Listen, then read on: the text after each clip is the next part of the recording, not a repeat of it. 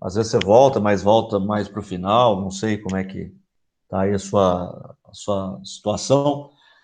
E aí você dá uma olhadinha nos slides, que aí vai ter a Beleza. parte teórica e a parte dos exercícios já respondidos também. E eu vou dar ênfase nos exercícios, porque eles são bem explicativos, eles explicam bem a matéria. Então aí é só você ler, tá bom? Beleza. Obrigado, senhor. Maravilha. Oh, valeu. Obrigado, desculpa, hein? Então vamos lá, tranquilo. Pessoal, então o capítulo 3, nós vamos tentar fazer o 3 e o 4 para a gente chegar no capítulo 5. Aí o capítulo 5 eu estou pensando em gravar a aula, tá? E aí a gente já chega no capítulo 6 dentro do cronograma, né, correto. Então vamos lá, capítulo 3 ainda falando de Guerra Fria, né? No capítulo 2 agora 3 e 4 ainda falando de Guerra Fria e o ordenamento político mundial. Então capítulo 3 de Geografia 2. Então olha lá, né? A Guerra Fria, pessoal, influenciou muito na política, nas políticas internas aqui na América Latina. O que é a América Latina? É a parte da América que é subdesenvolvida, que está em desenvolvimento, né? Então, nós estamos ainda.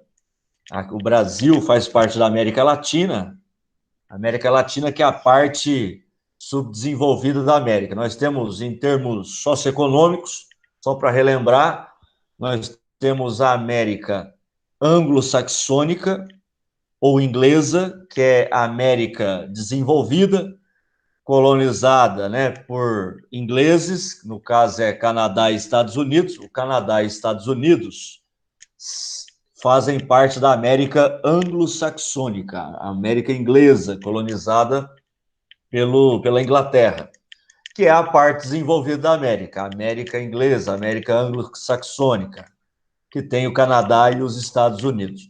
O restante da América é a América Latina, que é a parte que foi colonizada pelos povos, né, em sua maioria, pelos povos que falam línguas derivadas do latim, né, o português, o espanhol, o francês. Então, principalmente os espanhóis e os portugueses, né, colonizaram a América Latina. E aí, a América Latina, então, é a parte pobre da América, né? E o Brasil está na América Latina, né? Apesar de ser o país assim que tem a maior economia, que mais gera dinheiro na América Latina, o Brasil não é um país desenvolvido. Então, nós estamos na América Latina, a América subdesenvolvida, a parte subdesenvolvida da América. Maravilha. Então, vamos lá. E aí, a Guerra Fria, já falei isso, ela influenciou, né, a Guerra Fria, que foi a disputa ideológica entre dois sistemas econômicos, né, contrários, o capitalismo e o socialismo, né? O capitalismo liderado pelos Estados Unidos, o socialismo liderado pela União Soviética, a União das Repúblicas Socialistas Soviéticas, né? Então você tinha duas superpotências que surgiram após a Segunda Guerra Mundial, surgiram duas superpotências com economias muito maiores do que a economia de toda a Europa, né? A economia das potências europeias, a economia do Japão. Então eram superpotências. Estados Unidos, capitalista, União Soviética, socialista. E essa disputa entre as duas superpotências para defender os seus sistemas econômicos, ela, ela vai influenciar em vários conflitos aqui na América Latina e no mundo inteiro. Nós já falamos da Guerra das Duas Coreias, falamos da Revolução Russa, falamos da Revolução Chinesa, antes de tudo, né? Revolução Chinesa, Revolução Russa, Guerra das Duas Coreias, Guerra do Vietnã, Guerra do Irã-Iraque, Guerra do Afeganistão, a primeira Guerra do Afeganistão, né, entre a União Soviética e o Afeganistão. Então, nós temos vários conflitos relacionados a essa disputa entre a ideologia capitalista e a ideologia socialista, né, a implantação do socialismo ou a manutenção do capitalismo no mundo. E o mundo até foi dividido em duas partes, né? o bloco capitalista e o bloco socialista. Então, você tinha a divisão do mundo, ela era bipolar, né? Você tinha a ordem política e econômica bipolar, você tinha dois polos, né, de controle político e econômico, os Estados Unidos e a União Soviética, né? Então, a ordem da Guerra Fria era a ordem bipolar, o mundo era bipolar, dividido em dois polos, né, em dois blocos antagônicos, né, contrários, o bloco capitalista, liderado pelos Estados Unidos, e o bloco socialista, liderado pela União Soviética. E aqui na América Latina, nós tivemos intervenções das Forças Armadas dos Estados Unidos em alguns países, né, como a Nicarágua, como no caso lá de El Salvador, do Panamá, nós tivemos várias intervenções dos Estados Unidos no Chile, né? O golpe militar lá no Chile. Então, assim, aqui na América Latina, ou os Estados Unidos apoiaram golpes políticos, golpes militares, nos quais, então, pelos quais eram instaladas ditaduras militares, regime militar. Aqui no Brasil nós tivemos, né? Quando que foi a implantação, em que ano que nós tivemos o golpe militar ou a instalação do regime militar no Brasil? Que ano que foi? 1964. Em 1964, nós tivemos golpe militar no Brasil. Qual foi a desculpa para os militares tomarem o poder do último, antes, né, da ditadura, do presidente civil, o João Goulart? Que o João Goulart ia fazer uma reforma agrária ampla, que tinha ideias comunistas, né, socialistas, e que o socialismo ia tomar o governo, né? O governo ia ser socialista e tal. Então, para evitar a influência socialista no Brasil, os militares tomaram o poder, os militares que tinham uma ideologia capitalista tomaram o poder e nós tivemos o regime militar com presidentes militares, né, generais do Exército, da Marinha, da Aeronáutica, de 1964 a 1985. Então, nós tivemos aí uns 20 anos de ditadura militar. Por que ditadura? Porque não tinha liberdade de imprensa, a imprensa não podia falar mal do governo, aqui no Brasil, na época do regime militar, né? Então, é isso aí, de 64 a 85, 20 anos mais ou menos, aí nós tivemos a ditadura militar no Brasil. Então, tudo isso tem a ver com aquela disputa, né, entre o capitalismo e o socialismo. Tudo tem a ver com a Guerra Fria. Então, a Guerra Fria, ela vai, né, influenciar muito na política interna dos países da América Latina, tá? E o porquê, né? Principalmente após a Revolução Cubana, né? A Revolução Cubana foi em 1959, né, lá do Fidel Castro, do Che Guevara, fizeram a Revolução Cubana, e aí em 63 Cuba se torna um país socialista, e é um país que está muito próximo aos Estados Unidos, está a 100 quilômetros dos Estados Unidos, do lado dos Estados Unidos, uma ilha pequena vai se tornar um símbolo do socialismo aqui na América, né, na América Latina principalmente. E aí os Estados Unidos, com medo da influência que a Revolução Cubana podia influenciar aí outras revoluções socialistas na América Latina, então os Estados Unidos decidem intervir com seu exército em vários países da América Latina, principalmente da América Central, apoiou golpes militares em tudo quanto é lugar da América Latina, no México, na Argentina, no Brasil, no Chile, em vários lugares. Tá? Olha, por exemplo, aqui, ó, em 1953, né, você teve aí o golpe que derrubou o governo nacionalista do Jacobo Arbenz, né, na Guatemala. Então, teve o apoio dos Estados Unidos. Em 64, o apoio dos Estados Unidos ao golpe militar no Brasil. Em 1973, os Estados Unidos não só apoiaram, os Estados Unidos mandaram as suas forças armadas para o Chile, para tirar o presidente socialista do Chile, que era o Salvador Allende, né? Eles bombardearam o Palácio da Presidência, eles assassinaram o presidente do Chile, eleito pelos chilenos, pelo povo do Chile, e colocaram uma ditadura, que é a ditadura do general Pinochet, Augusto Pinochet, isso em 73, né? Na década de 80 também teve um conflito. Esses dias, ontem ou anteontem, eu vi um filme que fala desse conflito aqui na Nicarágua, né? Que foi o conflito entre os sandinistas lá na Nicarágua, que era o governo era sandinista, que era socialista, tá? Inspirado no Sandino, né? Que foi um líder socialista da década de 30. Então, o governo sandinista era socialista e os Estados Unidos enviavam armas e financiava a guerrilha dos contras, que era para combater o socialismo, o governo socialista na Nicarágua, tá? Então, os Estados Unidos patrocinavam a guerrilha dos contras na Nicarágua, que era uma guerrilha que era contra o governo sandinista, que era socialista, tá? Então é isso aí. Então nós tivemos várias interferências dos Estados Unidos aqui na América Latina, porque a América Latina, que fica do lado dos Estados Unidos, né? Fica aqui próximo aos Estados Unidos, nós somos o quintal dos Estados Unidos, né? Do tio Sam. Então, é claro, os Estados Unidos tem sua zona de influência maior aqui na América Latina, né? Na parte pobre da América, na América Latina.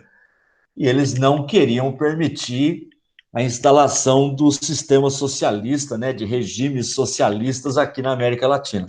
Então é isso aí.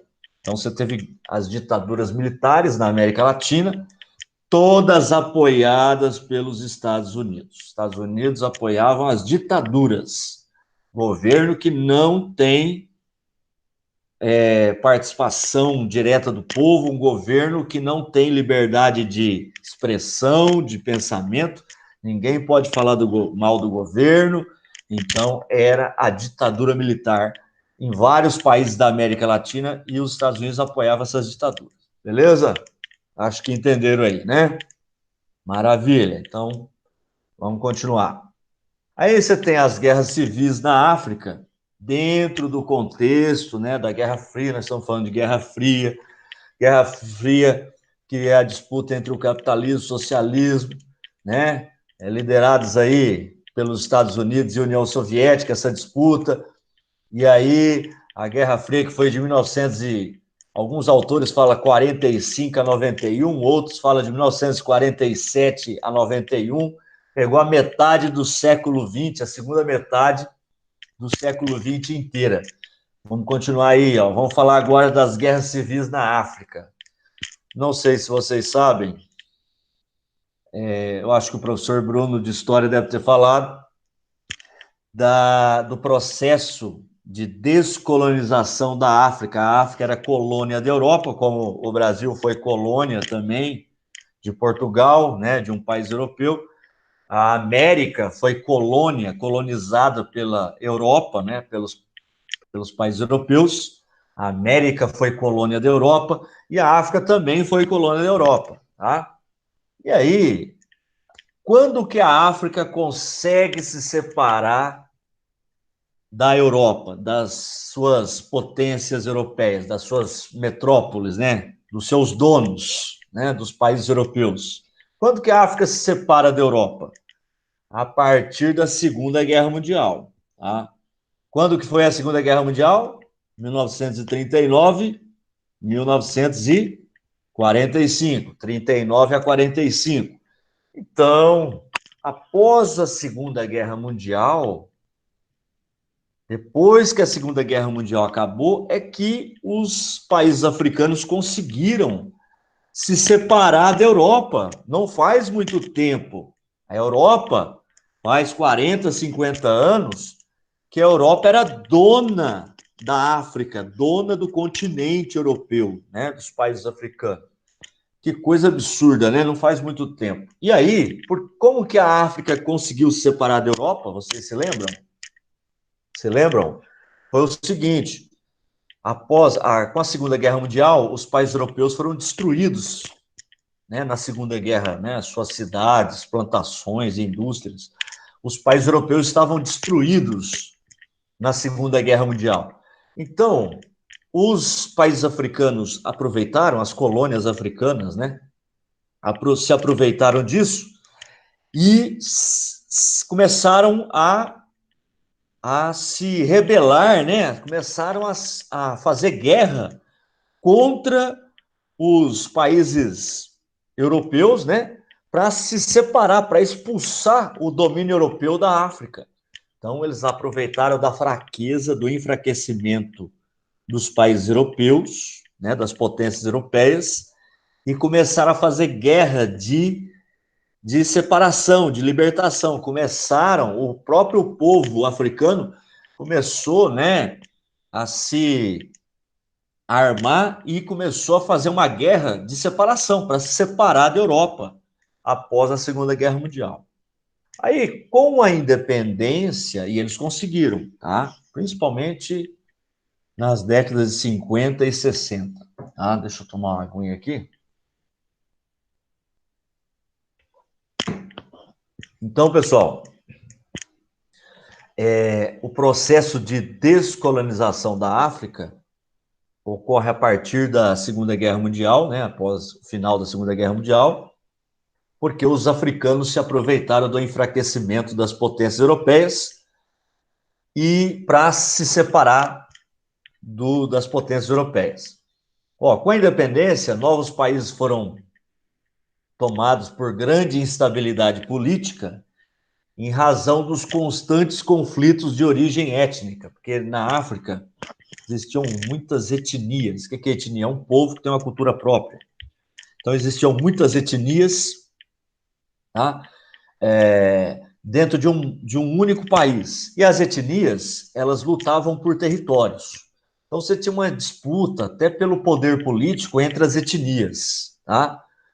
E a Guerra Fria, ela vai contribuir para esses conflitos, porque vai ter tribos, vai ter etnias que vai ser capitalista, que vai adotar uma ideologia capitalista. Vai ter etnia, vai ter tribo que vai adotar uma ideologia socialista. E aí, os próprios Estados Unidos e União Soviética vão armar essas etnias. Os Estados Unidos vai armar as etnias capitalistas para tomar o poder lá naquele país africano, né? Por exemplo, em Angola, por exemplo, que teve essa luta entre tribos, uma tribo a favor do capitalismo e outra tribo a favor do socialismo. Então, os Estados Unidos armavam e financiavam a tribo que era a favor do capitalismo e a União Soviética armava e financiava a tribo que era a favor do socialismo. Então, você tinha essa influência das superpotências no conflito étnico dentro dos países africanos. Tá?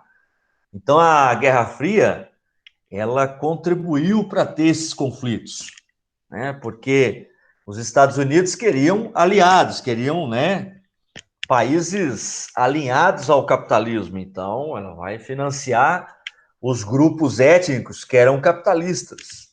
E a União Soviética também queria aumentar sua área de influência política, econômica, e ia lá e financiava e dava arma para as etnias que eram socialistas, né, para os grupos socialistas. Então, isso acirrou ainda mais os conflitos na África, após a separação, né, a descolonização da África, né, da Europa. Então, é isso aí. Bom, países cuja instabilidade política foi influenciada pela Guerra Fria. Então, a apostila destaca 3 aí. O Congo, por exemplo, viveu uma ditadura terrível, né, por décadas, né, apoiada pelos Estados Unidos. Tá? Por que os Estados Unidos apoiavam essa ditadura? porque esse governo ditatorial, ele era a favor do capitalismo. E como o Congo era um país riquíssimo em recursos minerais, tinha muitos minérios, diamantes, ouro, os Estados Unidos tinham muito interesse no Congo, apoiavam a ditadura do Congo e mandava dinheiro, empréstimos, né, facilitava empréstimos de dinheiro para o Congo. Então, os Estados Unidos é para impedir que o Congo adotasse o sistema socialista, o regime socialista. Então, para manter o capitalismo no Congo, os Estados Unidos apoiava a ditadura, uma ditadura altamente sanguinária. Em Angola e Moçambique, você já teve, que foram ex-colônias de Portugal, né? Angola e Moçambique falam português, o povo lá, né? Tem a língua portuguesa como uma das oficiais. E tem outros dialetos também, né, da região, mas eles falam português. E dentro desses dois países nós tivemos guerras entre tribos capitalistas, né, grupos simpatizantes do capitalismo e grupos simpatizantes do socialismo. Nós tivemos guerras civis, né? Guerra civil é quando o povo de um único país está lutando entre si, né? O próprio povo dentro do país luta entre si, tá? Então é isso aí. Vamos falar agora da conferência de Bandung, né, na Indonésia, e o movimento dos não aliados, né? A conferência de Bandung foi em 1955, coloquei aqui no esqueminha, tá? Então eu vou deixar essa aula aqui em PowerPoint para vocês depois lá no Google Classroom, tá? Vai ficar lá a aulinha em PowerPoint para vocês aí, dá uma relembrada aí nos slides, pelos slides. Então, em 1955, você teve a Conferência de Bandung, na Indonésia, que reuniu países asiáticos e africanos. Por que países asiáticos e africanos? Porque foram os países separados, recém-independentes dos países europeus. A Ásia e a África tinha acabado de se separar das potências europeias, né? Então aí eles fizeram essa conferência que teve como tema principal as lutas nacionais pela independência. Ainda nessa época, de 1945 até 1955, nesses 10 primeiros anos pós-Segunda Guerra Mundial, nós tivemos o início das lutas de separação, né, das lutas de independência. A África e a Ásia tentando se separar das potências europeias. Então, e nessa conferência de Bandung, na Indonésia, então eles vão discutir, né, essas lutas nacionais, como eles podiam fazer, né, se organizar para tentar se ajudarem para se separar das potências europeias, tá? Então, olha aí, ó, a Conferência de Bandung reuniu os países asiáticos e africanos para debater preocupações comuns e coordenar posições no campo das relações internacionais. Então, quais são as preocupações em comum?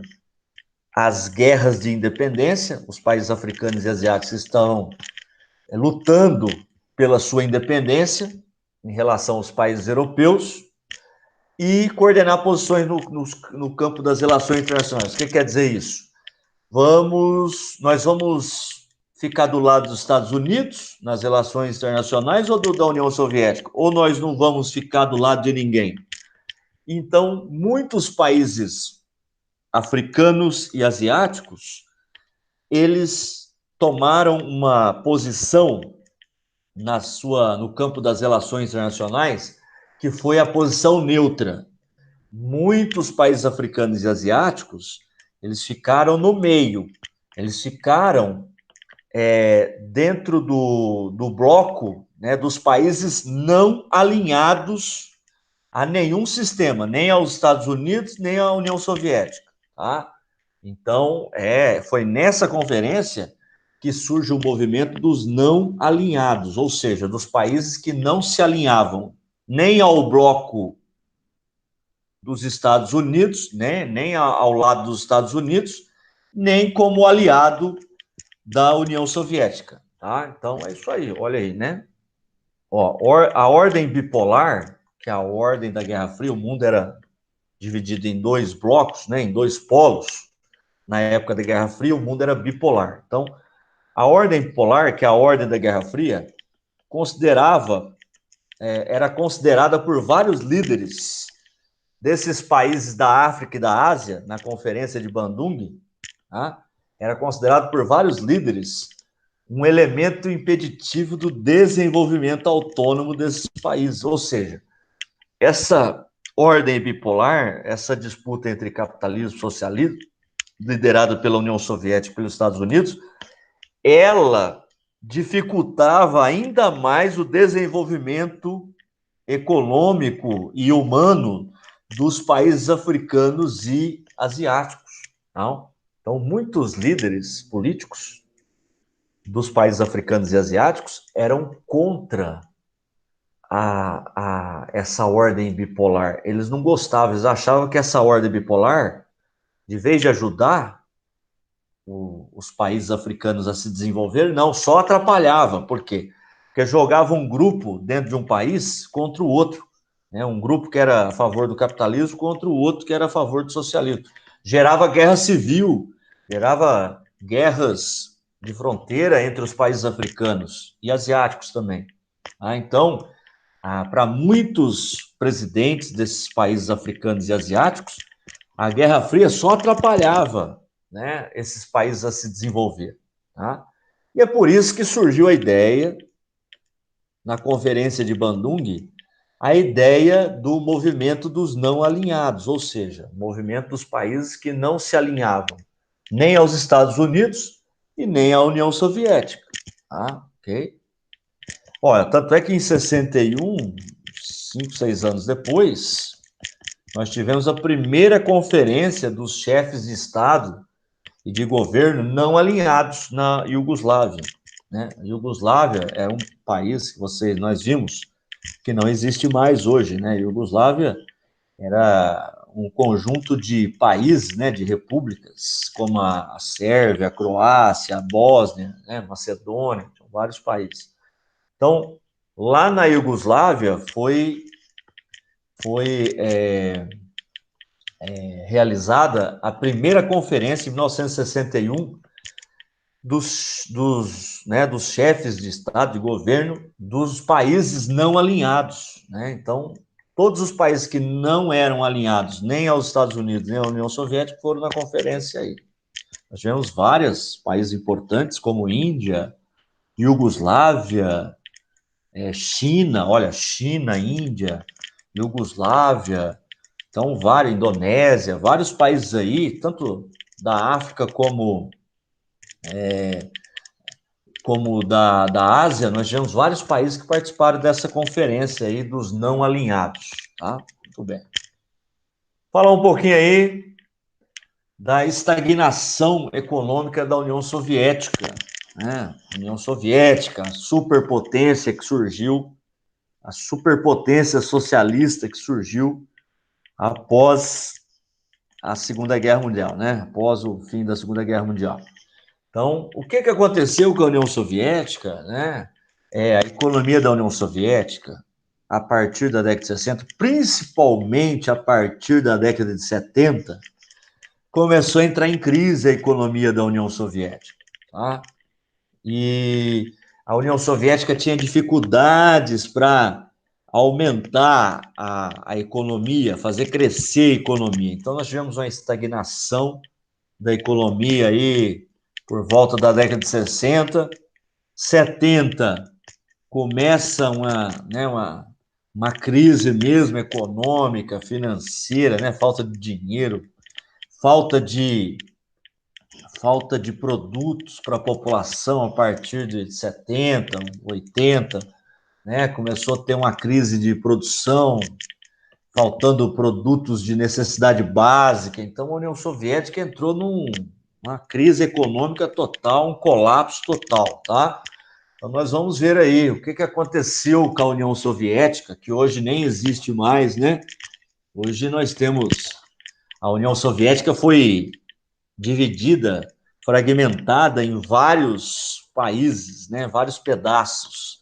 Nós temos hoje a Rússia, que é o grande país, né? Que pertencia à União Soviética, a Ucrânia, o Cazaquistão, né? Então, tem vários países aí que pertenciam à União Soviética, os países bálticos, né? Lituânia, Letônia, Estônia. Mas vamos lá, ó. Quais foram as causas para a estagnação econômica da ex-União Soviética? Vamos ver aqui. Eu pus aqui o RSS, que vocês sabem que o RSS quer dizer União das Repúblicas Socialistas Soviéticas. União das Repúblicas Socialistas Soviéticas, que é a União Soviética. Vamos lá, causas da crise econômica da União Soviética. Então, coloquei aqui elevados gastos associados à Guerra Fria, principalmente com a corrida armamentista e espacial, né? Os Estados Unidos e a União Soviética ficavam disputando quem tinha armamentos mais poderosos e quem tinha uma tecnologia espacial, né, mais avançada. Você tem, eles disputavam, qual o primeiro ser vivo que entrou em órbita? Foi a cadelinha Laika lá, que os soviéticos, né, mandaram para o espaço. Qual foi o primeiro homem a orbitar? Qual foi o primeiro país a chegar à Lua? Então, assim, eles disputavam, né? Estados Unidos e União Soviética disputavam quem tinha a melhor tecnologia, né, espacial, principalmente, quem tinha a melhor tecnologia bélica, né, de armas. E por que eles produziam tanta arma? Porque gerava lucro, né? Eles, com essa disputa ideológica entre o capitalismo e o socialismo, nós tivemos conflitos no mundo inteiro, e isso era bom para os Estados Unidos e a União Soviética, porque eles vendiam arma para o mundo inteiro, né? Então, financiavam, né, essas guerras aí, olha que interessante, isso gerava lucro para os Estados Unidos e para a União Soviética, tá? Essa corrida armamentista. O que mais gerava dinheiro para os Estados Unidos e para a União Soviética nas décadas de final de 40, 50 e 60 foram as indústrias armamentistas, tá? Maravilha. Aí nós tivemos uma crise do petróleo em 1970. A primeira crise do petróleo foi em 1973. Nós tivemos a crise do petróleo em 73. O preço do petróleo aumentou muito, dezenas de vezes. Isso quebrou a economia americana e soviética, que dependia muito de petróleo. Começou a faltar dinheiro, né? Assim, diminuiu o dinheiro nos Estados Unidos e na União Soviética. E aí, os Estados Unidos, como tinha uma economia capitalista, que, né, era uma economia que permitia a livre concorrência entre as empresas, a livre competição entre as empresas, então as empresas sempre inovavam seus produtos, elas eram obrigadas a serem muito competitivas, né? No capitalismo, a economia é de mercado, lembra? Teve até uma questão na tarefa de casa de vocês, que perguntava quais eram como eram, né? Como eram as características das economias dos Estados Unidos e da União Soviética. Então, a dos Estados Unidos, a economia era capitalista, baseada na economia de mercado, né? Então, era a economia capitalista de mercado, onde as empresas têm livre concorrência, elas podem concorrer livremente. É que, assim, após a Segunda Guerra Mundial, o capitalismo, ele adotou uma filosofia, uma ideologia, que é o neoliberalismo, né? O neoliberalismo que prega a livre concorrência, o livre comércio. E então a economia dos Estados Unidos era baseada em políticas neoliberais, né? Liberais e neoliberais, livre comércio, livre concorrência. Então isso gerava competitividade, né? Porque as empresas tinham que concorrer umas com as outras elas tinham que ser cada vez mais competitivas, e aí elas iam melhorando seus produtos, né? Isso gerava uma melhoria dos produtos, né? Surgiam novos produtos, e a economia ela girava bem, né? Do lado capitalista. Agora, do lado socialista, na União Soviética e no leste europeu, que era todo socialista, né? Os países do leste europeu, do leste da Europa, era tudo socialista, né? As economias eram socialistas. E aí, como é que é a economia socialista? A capitalista, ela é baseada na lei do mercado, né? A economia capitalista de mercado, né? Você tem o livre comércio, livre concorrência. Agora, como é que é a economia socialista? Ela é uma economia planificada, que o governo controla tudo, controla a produção, controla o consumo, controla a renda. É o governo que tem os meios de produção, né? Que tem as fábricas, que tem as empresas, que tem as terras. O governo controla tudo. E o governo controlando tudo, você não tem empresa que não é do governo. Toda empresa é do governo dentro de um país socialista, comunista. Tá? Então, como o governo controla tudo, não existe concorrência entre empresas, não existe competição. Isso leva a uma falta de incentivo a melhorar os produtos. Então, infelizmente, a União Soviética ela tinha uma dificuldade em inovações tecnológicas, em criar produtos novos e vender esses produtos para a população. Não tinha, né? Era muito parado, as empresas eram, todo mundo era funcionário público, as empresas eram públicas, não tinha incentivo à competição, elas não tinham essa influência, né, da competitividade, então elas não produziam muita coisa nova. Então, a União Soviética teve dificuldade, né, em acompanhar as inovações tecnológicas que estavam acontecendo no mundo capitalista. No mundo capitalista, você estava passando pela terceira revolução industrial, né? Computador, internet, um monte de coisa acontecendo.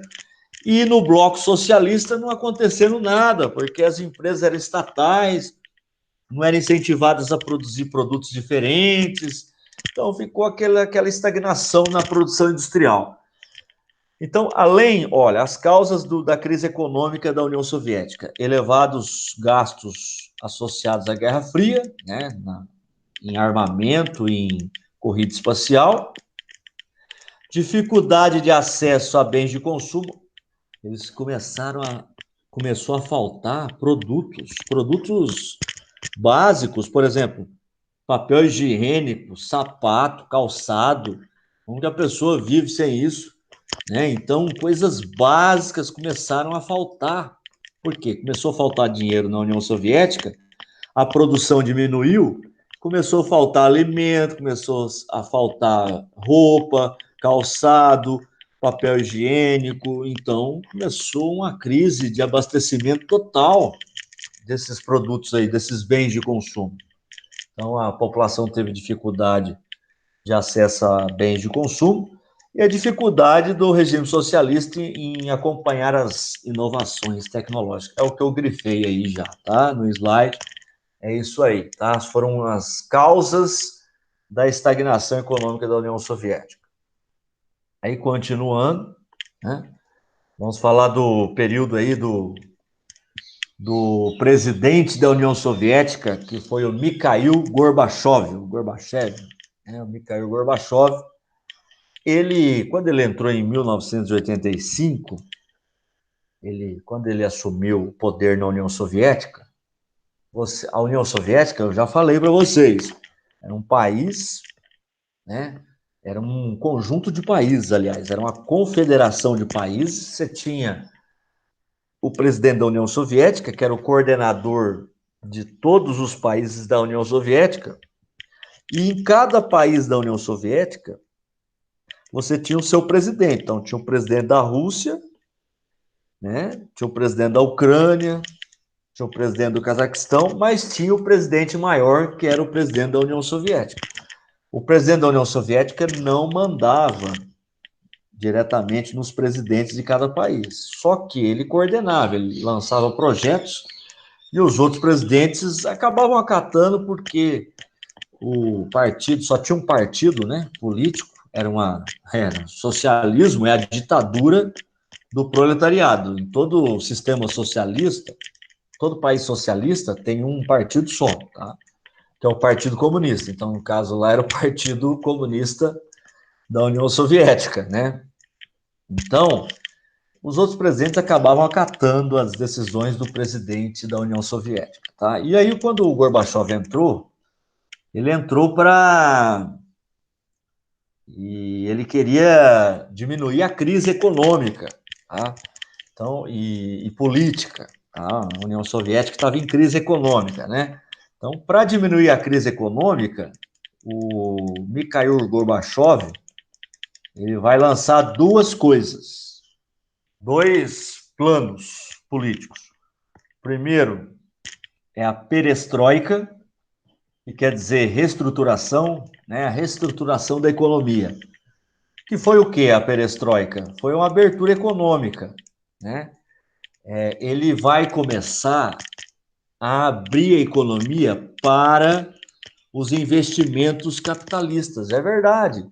A União Soviética, que era o país mais poderoso do socialismo, vai abrir sua economia para os investimentos capitalistas. Então, por isso que está aqui, ó, uma série de transformações econômicas dentro da estrutura planificada, né, da economia planificada da União Soviética, buscando aumentar a produtividade, principalmente no setor industrial. E aí, com a perestroika, com a abertura econômica na União Soviética, vai começar a ser implantadas indústrias capitalistas, tá?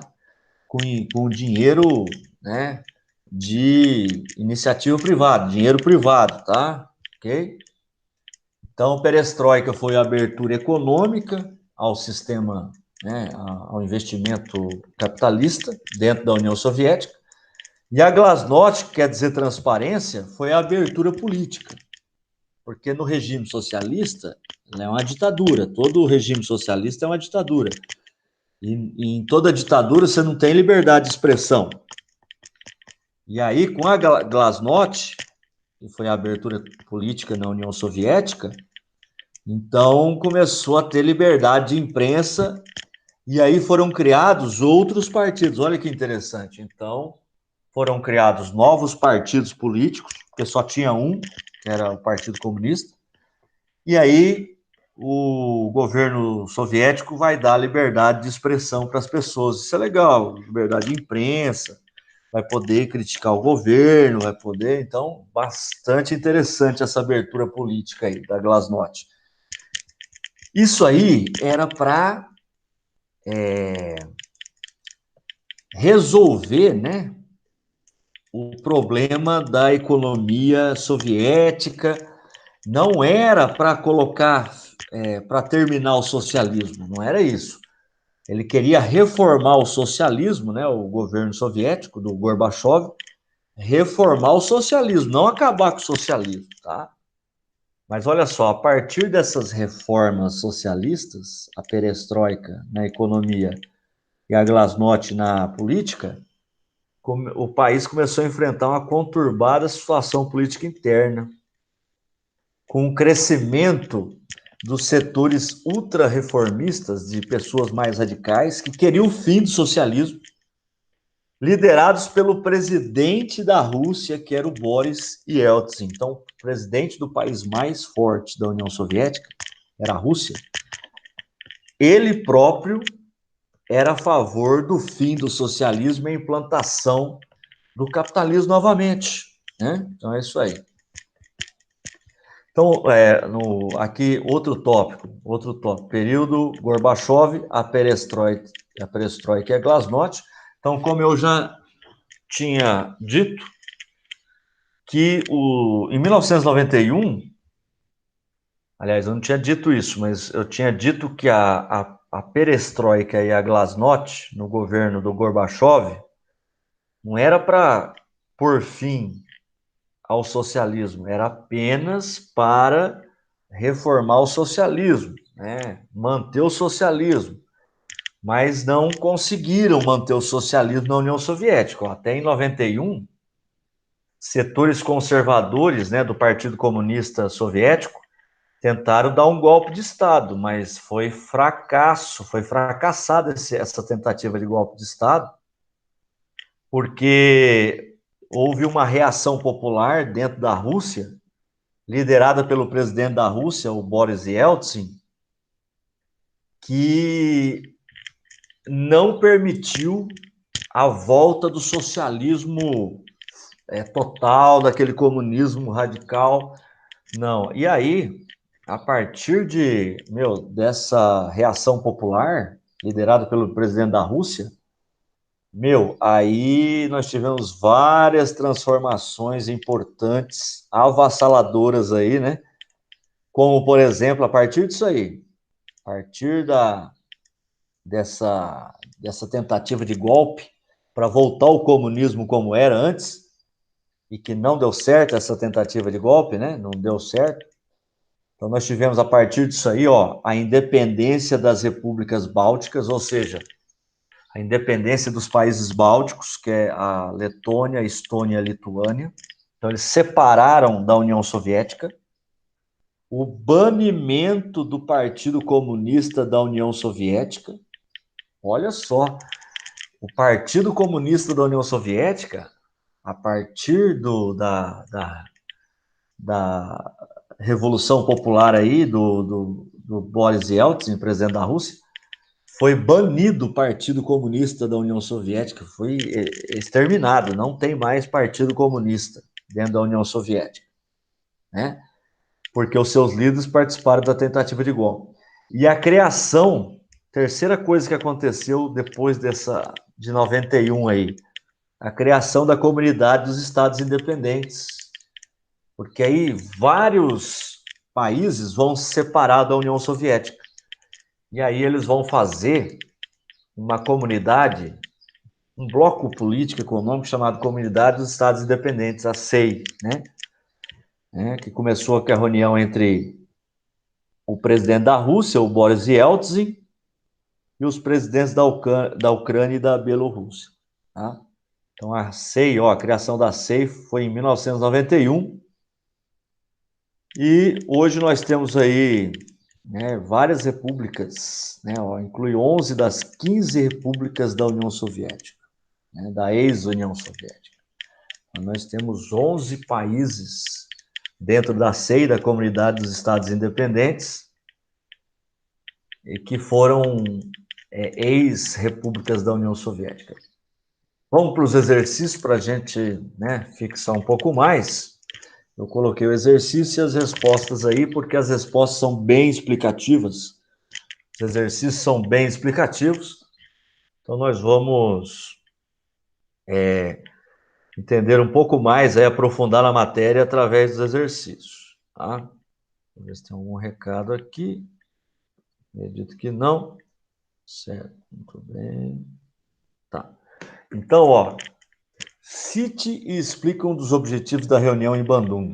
Sabe aquela reunião, aquela conferência de Bandung, em 1955, a Conferência de Bandung, que foi a conferência dos países africanos e asiáticos, né, que discutiram a separação da África e da Ásia em relação aos países europeus, né, discutiram, também surgiu lá a ideia do movimento dos países não alinhados, os países que não eram nem do lado dos Estados Unidos nem da União Soviética, né, porque eles achavam que isso gerava mais conflito dentro de seus países. Então vamos lá, Então, cite e explica os objetivos da reunião, né, em Bandung, a Conferência de Bandung. Pode-se citar como objetivos da Conferência de Bandung, a defesa dos movimentos de independência nacional nos países africanos e asiáticos. É verdade, né? Então, a defesa pela independência dos países africanos e asiáticos em relação aos países europeus. Combate à pobreza e à exploração econômica de quem? Da Europa, né? combate à exploração econômica dos europeus sobre os países africanos, o combate ao colonialismo, o neocolonialismo seria europeu, na África e na Ásia.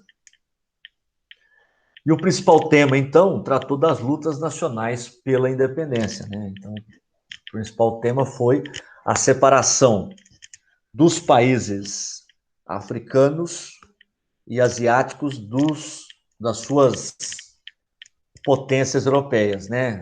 A separação da África e da Ásia em relação à Europa, às potências europeias. Beleza. Número 2. Explica o princípio do não alinhamento que marcou essa conferência. Conferência de Bandung, de 1955, dos países africanos e asiáticos que queriam se separar dos seus donos, né, dos países europeus. Vamos lá. Explica o princípio do não alinhamento. Realizada em plena Guerra Fria, a Conferência dos Não Alinhados desenvolveu o conceito de terceiro mundo e apresentou os princípios básicos do não alinhamento, que pode ser entendido como uma posição diplomática geopolítica de equidistância das duas potências, das duas superpotências. Ou seja, o princípio do não alinhamento é você estar distante do bloco capitalista e distante do bloco socialista. Você não se alinhar a nenhum lado, nem ao capitalismo, nem ao socialismo. Tá? E nessa conferência também surgiu o conceito de terceiro mundo, porque na época da Guerra Fria, 1945 ou 47 até 1991, com o fim da União Soviética, de 45 a 91, você tinha 3 tipos de países. Os países desenvolvidos e capitalistas, que era o primeiro mundo. Os países socialistas, que era o segundo mundo. E os países capitalistas subdesenvolvidos, que era o terceiro mundo, chamado terceiro mundo. Então você tinha o primeiro mundo, países capitalistas desenvolvidos, segundo mundo, países socialistas, e terceiro mundo, países capitalistas não desenvolvidos, subdesenvolvidos. Ainda na número 2, vamos aprofundar um pouquinho. Tá? Quais foram os princípios que orientaram os países que pertenciam ao movimento dos não alinhados, né? Os países não alinhados, nem ao capitalismo, nem ao comunismo, nem ao socialismo. Quais eram os princípios? O respeito aos direitos humanos, o respeito à soberania, ou seja, nenhum país deveria intervir na política interna do outro. Cada país tem o seu próprio governo, né? Se autogoverna. E a integridade territorial de todas as nações, ou seja, ninguém mexe no território do outro, todo mundo respeita o outro país. O reconhecimento da igualdade entre todas as nações, a condenação à interferência nos assuntos internos de outro país. Então, ninguém pode interferir nos assuntos internos de outro país. Cada país tem se autogoverna, tem seu próprio governo, ninguém mete a colher de pau no problema do outro. A condenação de todo país que exerça pressão política ou militar sobre os outros países. E a busca de solução pacífica para todos os conflitos internacionais, em conformidade com a Carta da ONU. Então é isso aí, esses eram os princípios que eram adotados pelos países não alinhados, né, dos países neutros, dos países que não se alinhavam nem aos Estados Unidos e nem à União Soviética. Tranquilo? Então é isso aí. Na número 3, tem um texto aí do historiador Érico Hobsbawm, um historiador famoso, e ele está falando aí, né, que tinha uma campanha na União Soviética.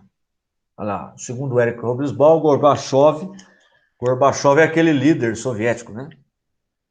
Lançou aquele que... Ele foi o último presidente da União Soviética, aquele que lançou a perestroika, a abertura econômica, e Glasnost, que foi a abertura política. Lançou uma campanha para transformar o socialismo soviético baseada em 2 slogans. A perestroika, que pautava a reestruturação da economia e da política, e a Glasnost, que representava a luta por liberdade de informação. Por que essas reformas não deram certo? Por que a Glasnost e a Perestroika não deram certo? Então, vamos ver.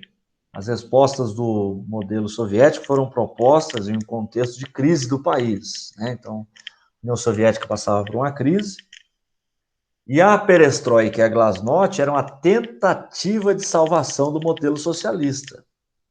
Eles não queriam acabar com o socialismo, eles queriam tentar salvar o modelo socialista. Mas a decadência econômica associada com pouca liberdade política permitiu o surgimento de movimentos sociais e políticos.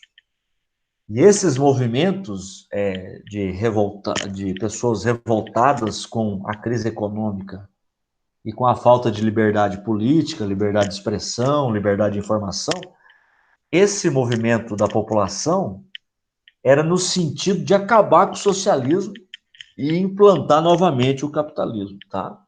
Então, não deu certo as reformas do Gorbachev, a perestroika e a glasnost não deram certo, porque toda a crise econômica e social e política que passava a União Soviética fez com que surgissem esses grupos rebeldes, né, radicais, e eles queriam o fim do socialismo e a restituição do sistema capitalista. É isso aí.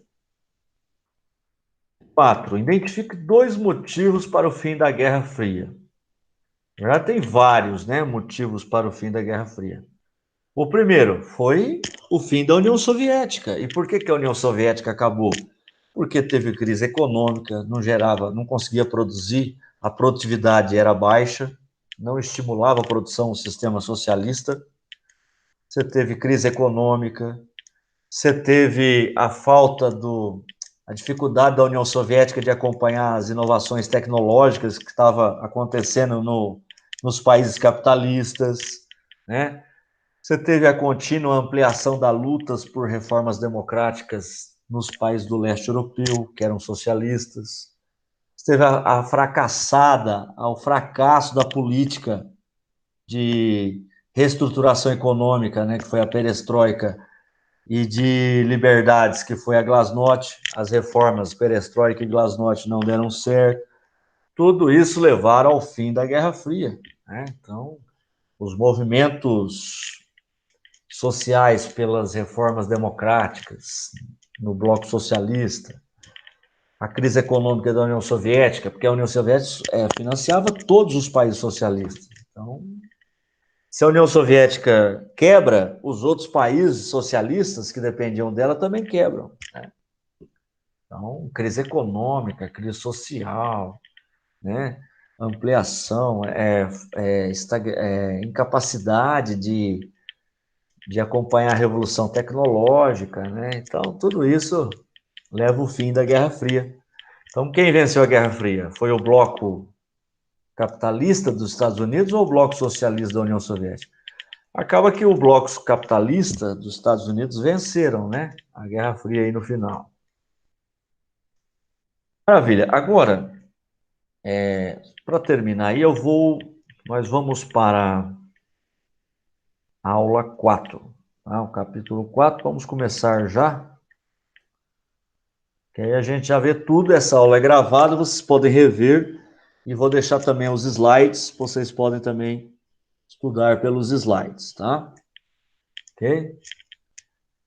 Vamos lá, então, capítulo 4, a Guerra Fria e o Ordenamento Político Mundial, 4, vamos lá. Ainda a Guerra Fria. Então, ó, introdução aí ao capítulo 4, nós temos uma diferenciação entre duas coisas, entre as duas ordens mundiais. Nós temos a velha ordem mundial e a nova ordem mundial, né? Então, é a primeira coisa que ele vai diferenciar aí no capítulo 4. O que é a velha ordem mundial? Ou ordem bipolar? É a ordem da Guerra Fria. A ordem econômica e política da Guerra Fria é a velha ordem mundial ou ordem bipolar. É a ordem da Guerra Fria. Velha ordem mundial ou ordem bipolar. É a ordem da Guerra Fria. Ordenamento político, econômico, militar do período da Guerra Fria. O que é a nova ordem mundial? Ou ordem multipolar?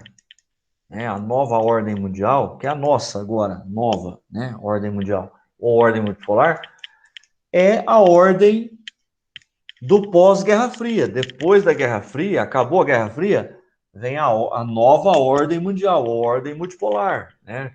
Então, é o ordenamento, né? O arranjo político econômico do período pós-Guerra Fria. Maravilha, né?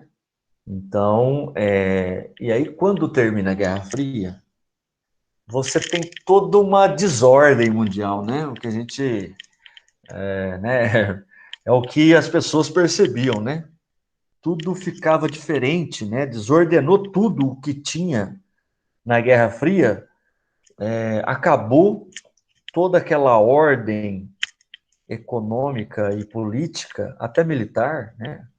Toda aquela organização, aquela ordem política do mundo, aquela forma de organizar a política mundial, a economia mundial, aquilo lá tudo acabou, né?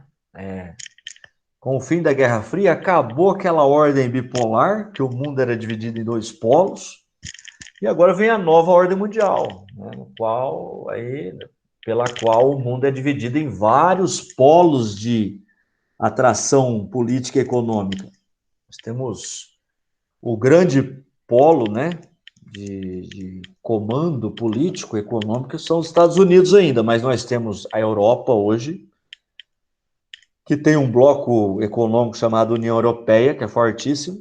Nós temos a China, nós temos o Japão, e temos polos de atração econômica médios, né? Nós temos, por exemplo, o Brasil, a Índia, a Rússia, nós temos polos médios também, tá? Então, hoje a ordem é multipolar, ou nova ordem mundial, né?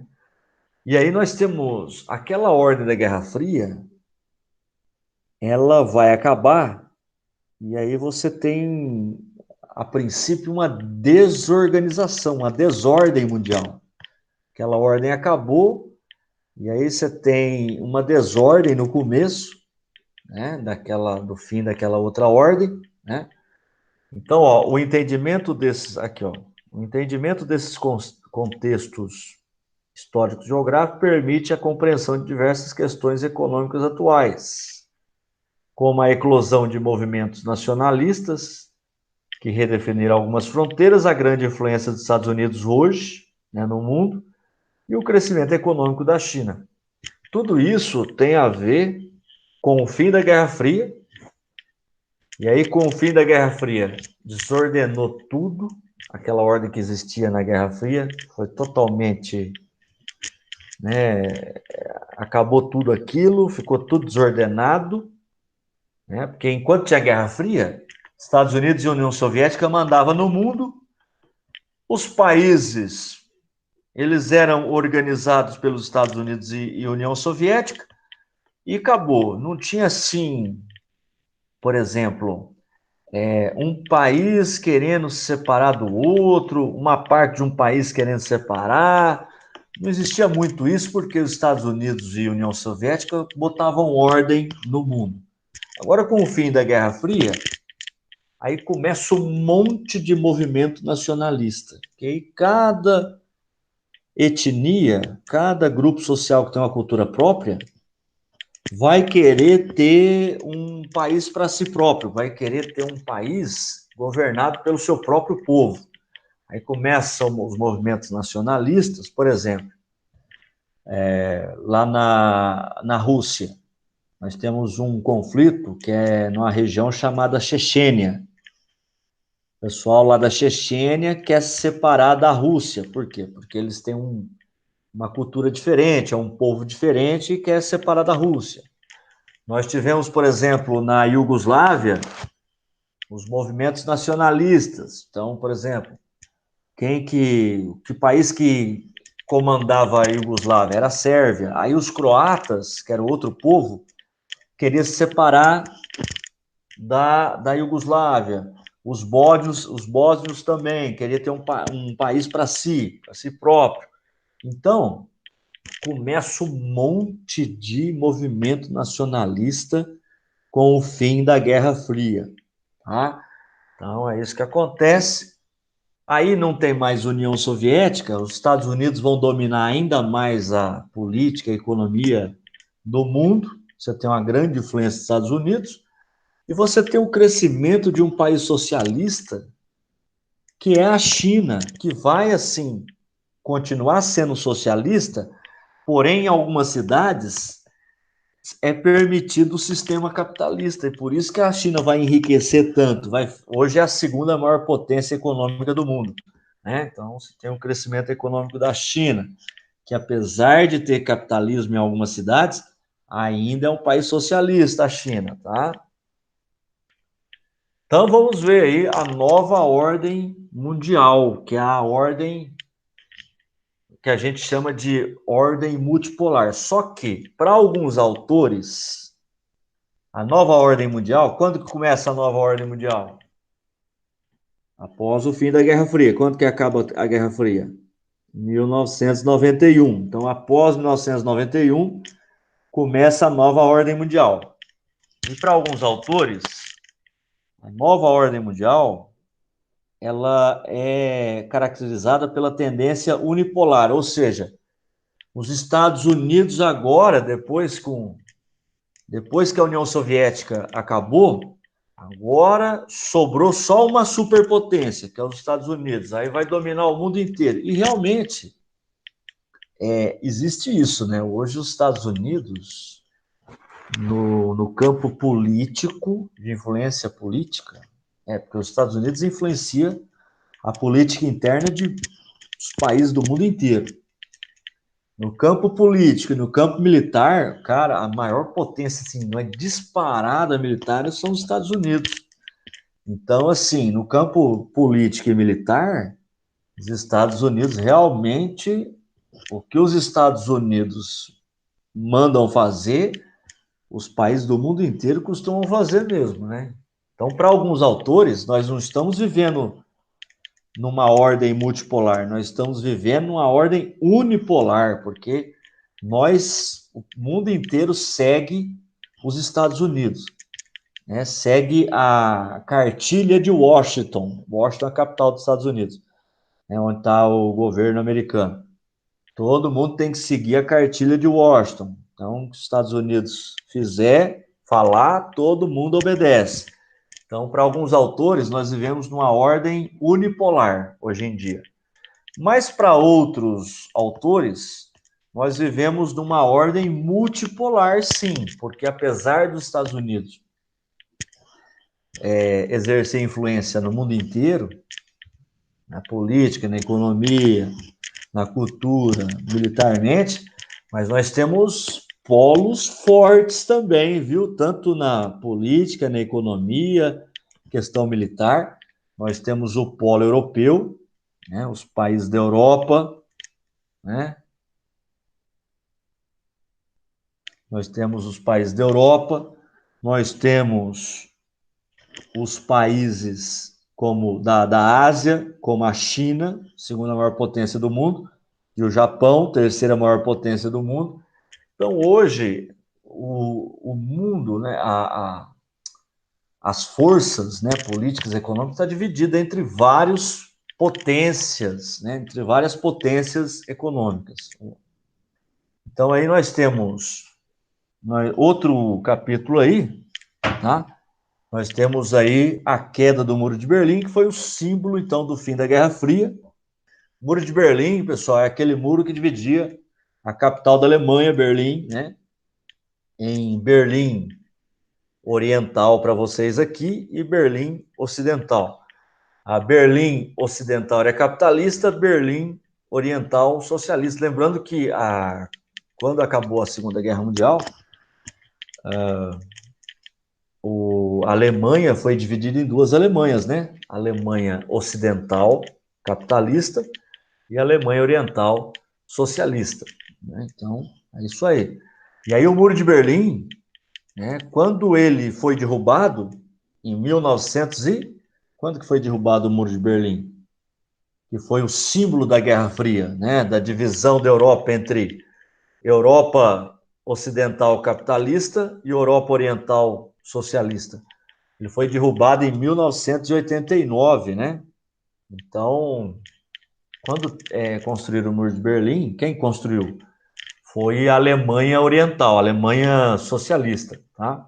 O lado comunista que construiu o Muro de Berlim, porque eles não queriam deixar as pessoas da Alemanha Oriental, né, passar para o lado ocidental. E muitos tentavam, né, atravessar o muro e eram ou atingidos por disparos, né, ou às vezes eram mortos, às vezes eram presos, né. E então é isso aí. E aí, no ambiente de mudanças associadas à flexibilização do regime soviético, né, na época da Glasnost e da Perestroika, no final da União Soviética, diversos cidadãos aí, né, conseguiram fugir da Alemanha Oriental para os países capitalistas da Europa Ocidental, né?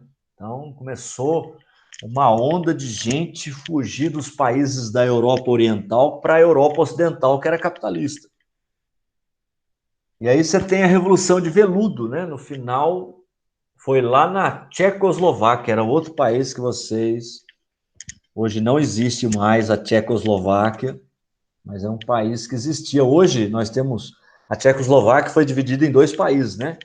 Eslováquia e República Tcheca. Né? Então, Tchecoslováquia virou República Tcheca e República da Eslováquia. Então, no final de 89, ocorreu a deposição do governo socialista da Tchecoslováquia. Acabou o socialismo na Tchecoslováquia, e aí a Tchecoslováquia foi dividida em República Tcheca e República da Eslováquia. Tá?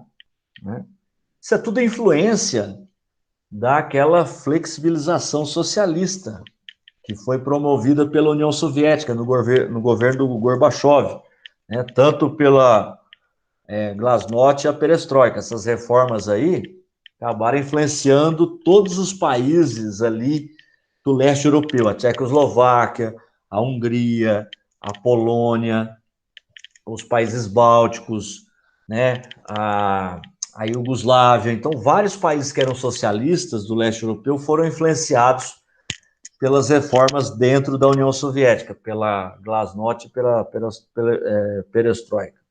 Então, vamos lá.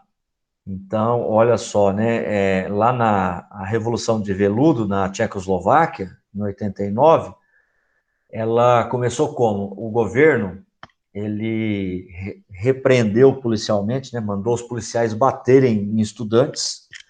Isso desencadeou uma série de manifestações pacíficas, né, envolvendo milhares de pessoas nas ruas, principalmente das grandes cidades, culminando numa greve geral.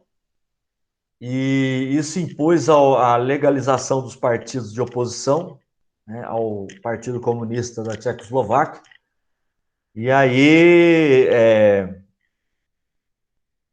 a pressão social fez com que o governo socialista se retirasse do poder lá na Tchecoslováquia, tá? Então, eles fizeram uma formação de um gabinete, né, de um governo não comunista, de maioria não comunista. E aí teve a renúncia do último presidente comunista, o Gustav Husak, tá? Então, beleza. Um desdobramento desse movimento popular, né, foi então a abertura política, né, e também a divisão então das duas repúblicas, né, da República Tcheca e da Eslováquia. Então essa foi a Revolução de Veludo na Tchecoslováquia em 1989, influenciadas pelas reformas lá na União Soviética, a Perestroika e a Glasnost. Para terminar, vamos terminando aí, né? Olha aí. Então, nós temos aí a fragmentação da Iugoslávia. O que é isso, fragmentação? A Iugoslávia se dividiu, se fragmentou em vários países, né? A Iugoslávia, que então foi criada no final, em 1918, no final da Primeira Guerra Mundial, 1918. A Iugoslávia se chamava Reino dos Sérvios, Croatas e Eslovenos, tá? Era o nome da Iugoslávia. Em 1929, o país vai ser chamado de Iugoslávia mesmo, tá? Então, em 1918, chamava Reino dos Sérvios, Croatas e Eslovenos. Em 1929, começa a ser chamado de Iugoslávia, né? Que quer dizer o país dos eslavos do sul, Iugoslávia, tá? E aí, a Iugoslávia, pessoal, ela foi dominada pelo povo sérvio. Você tinha vários países, tá? Sérvia, Croácia, Bósnia, e cada país desse tinha um povo diferente. Mas quem mandava mesmo na Iugoslávia era os sérvios, era a Sérvia, né? Era o país mais importante da Iugoslávia, né? E aí, durante a Segunda Guerra Mundial, os croatas, olha que interessante, dentro da Iugoslávia, os croatas apoiaram os nazistas. Os croatas apoiaram a Alemanha nazista. E os sérvios apoiaram os aliados, Estados Unidos, a União Soviética, a Inglaterra, a França. Então, o próprio povo da Iugoslávia, dois povos, né, diferentes dentro da Iugoslávia, croatas e sérvios, eles, cada um, né, cada país aí, a Sérvia e a Croácia, que pertenciam à Iugoslávia, cada país apoiou um lado da Segunda Guerra Mundial. Então, a Croácia apoiou a Alemanha nazista e a Sérvia apoiou os aliados, né, Estados Unidos, Inglaterra, França e União Soviética. Então, já teve esse problema. E aí,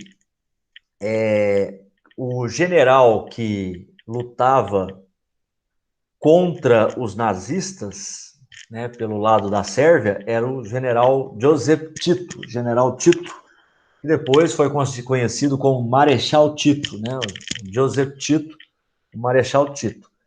E aí, quando acabou a Segunda Guerra Mundial, quem é que perdeu a Segunda Guerra Mundial? Os países do eixo, né? Alemanha, Japão e Itália. Alemanha, Itália e Japão. Perderam. Quem ganhou? Estados Unidos, União Soviética, Inglaterra e França. Então, os aliados venceram. Então, a Sérvia ficou do lado vencedor. E aí, o general Tito, que combateu os nazistas lá na região da Iugoslávia, ele vai chegar ao poder, né? E ele, após a vitória, então, ele vai comandar a República Popular da Iugoslávia. Foi criada em 1946. E a República Popular da Iugoslávia tinha seis repúblicas, tá? Você tinha, então, a Sérvia, a Croácia, a Bósnia e Herzegovina, ou seja, Bósnia e Herzegovina é uma república só, é um país só, tá? Então, Sérvia, Croácia, Bósnia e Herzegovina, Eslovênia, Macedônia e Montenegro. Então, 6 aí: Sérvia, Croácia, Bósnia, Herzegovina, Eslovênia e Macedônia. E Macedônia e Montenegro também, tá? E além de duas províncias, que era Kosovo, né, e Voivodina. Então, você tinha 6 repúblicas que pertenciam a um país chamado Iugoslávia, tá? Maravilha. Era um conjunto de uma confederação de países, que nem a União Soviética. A Iugoslávia era um conjunto de países. Você tinha um presidente maior, que era o presidente da Iugoslávia, mas você tinha os presidentes de cada país também. O presidente da Sérvia, da Croácia, da Bósnia, da Macedônia, né, da Montenegro, né, da Eslovênia. Tá? Então é isso aí.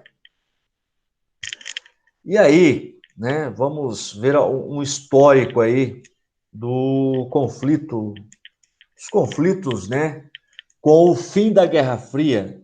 Nós tivemos muitos conflitos étnicos separatistas, né? Com o fim da Guerra Fria, começam os movimentos separatistas, né? As etnias, os povos vão querer se separar dos países, vão querer ter um país próprio para eles, esses povos.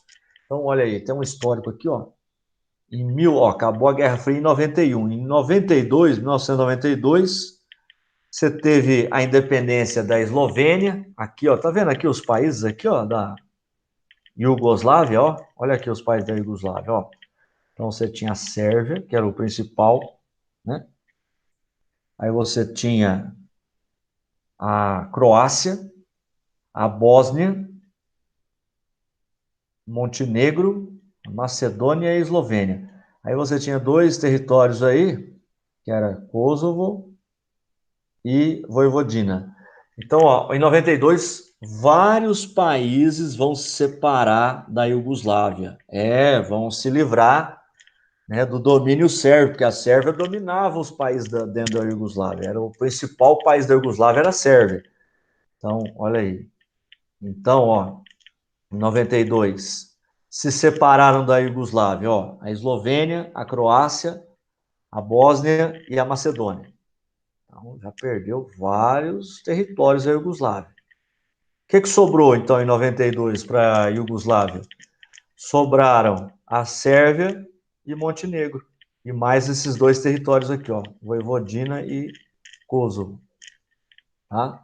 Sobrou só isso aqui, ó, só esse meio aqui, ó, para a Iugoslávia. O restante, tá vendo essas que estão em bege aqui, ó? Elas se separaram em 92 da Iugoslávia, né? Se tornaram países independentes. Maravilha. Aí em 98, 99, você teve o conflito entre as forças de segurança sérvias, que era representado pelo governo iugoslavo, né? Da Iugoslávia, a Sérvia ainda era da Iugoslávia. E o Exército de Libertação do Kosovo, integrantes de origem étnica albanesa. Ou seja, em 98, 99, nós tivemos essa guerra aqui, essa guerra do Kosovo, tá? Em 98, 99, o Kosovo tentou se separar da Sérvia, né, da Iugoslávia, né? E aí a Sérvia não queria perder o Kosovo. Então a Sérvia vai atacar Kosovo, tá? E a Sérvia ataca para não perder Kosovo, né? Então nós tivemos aí esse conflito aí, né? Beleza? Em 99, essa guerra aqui no Kosovo, ela vai ter a intervenção da OTAN. Vocês se lembram o que é a OTAN? A Organização do Tratado do Atlântico Norte, a organização militar dos Estados Unidos, mais os países europeus, né? Mais a Turquia, por exemplo, também tem uma parte da Europa, a Turquia, né? Então nós vamos ter a OTAN, vai lá, navios, aviões, soldados da OTAN para intervir no conflito entre Sérvia e Kosovo, tá? Então eles vão ter que pôr a colher de pau aí no meio do conflito entre Sérvia e Kosovo. E hoje, Kosovo e a Vojvodina também, são,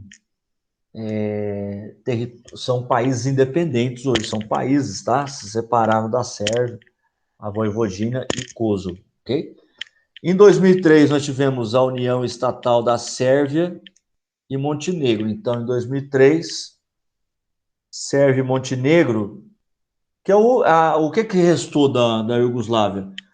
Kosovo se separou da Iugoslávia, Vojvodina também, os outros também. Então, só sobrou Sérvia e Montenegro. Aí acabou o nome Iugoslávia e o país se chamou Sérvia e Montenegro. Tinha um time de vôlei muito bom, masculino, que era chamado Sérvia e Montenegro.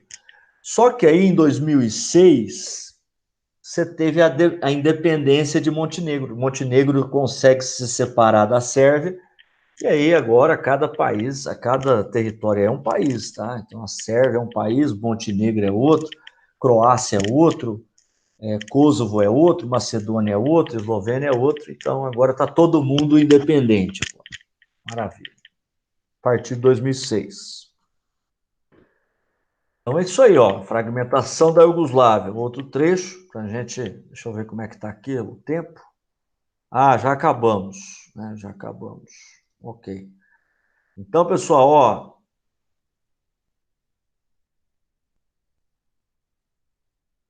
Maravilha. Então, ó. Então vamos encerrar aí a nossa aula. Eu que acabei passando aí do horário, me empolguei aqui, tá? Então já deu para ver boa parte do capítulo 4. É isso que eu queria, tá? Maravilha, pessoal. Então, ó, vou deixar a aula gravada para vocês aí. E, ok? Tranquilo? Vou deixar a aula gravada e vou deixar também os slides para vocês no Google Classroom. Então, beleza, galera? Beleza, senhor. Oh, valeu. Espero que tenham entendido aí. Deu para entender bem? Matéria ou não? Sim, senhor. Tá Foi de bem boa. tranquilo? Tá. Então, eu não vou passar tarefa, porque eu ainda vou fazer, sabe aqueles comentários que eu fiz do capítulo 3? Vou também fazer no capítulo 4, beleza? Beleza, senhor. Tá bom. Então, tranquilo. Depois, vocês podem ver as notas do primeiro bimestre. Todo mundo foi bem, tá? Só 2 alunos porque não entregaram nada, mas eu acho que aí com todo mundo é a mesma coisa. Mas todo mundo foi bem aí de 7, 8, 9, 10 aí, tá? Beleza? Depois vocês peguem as notas lá com a Paula. Beleza, senhor. Alô, então. Obrigada, Obrigado. senhor. Bom Boa almoço para semana. todos aí. Bom almoço. Até semana Até que semana que vem. vem. Tá, tchau.